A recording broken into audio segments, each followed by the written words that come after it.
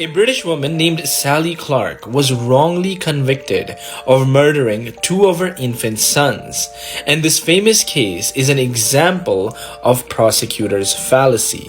The prosecutor's fallacy is most often associated with miscarriages of justice in the courtroom due to flawed statistical reasoning. And her case is not an isolated incident. In fact, many people have been jailed in the past or are currently in jail today just because we misunderstand conditional probabilities.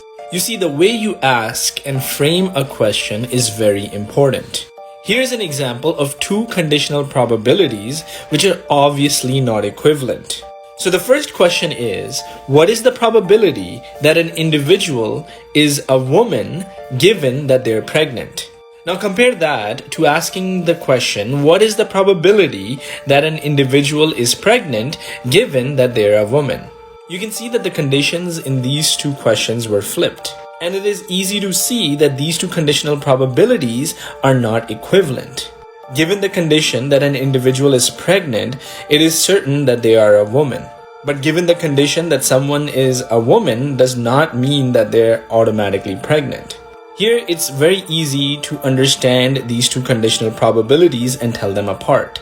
But that's not always the case. And this is why Sally Clark and people in similar situations were deemed to be guilty. The prosecutors thought that these two conditional probabilities were equivalent. The first question asks, what is the probability that the blood types would match and they would have the evidence given that the individual is innocent? Now this probability is very low because the blood type was very rare. However, they shouldn't be asking this question.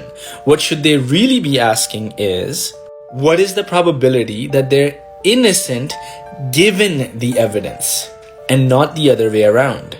And this probability is much higher, certainly higher than 1%. And here's why. Say we have a group of 10 people. 8 of them have blood type A and 2 of them have blood type B. And at the crime scene, they found blood type B. Now the probability that blood types would match given that a person is innocent is 20%. That's because 2 out of the 10 people have blood type B. But in our scenario, we should really be asking, what is the probability that the man is innocent given the evidence has occurred? And since the evidence has occurred, the sample size reduces to 2. And so the chances that the man is innocent is actually 50%. Framing the questions inaccurately in the courtroom has cost many people their lives.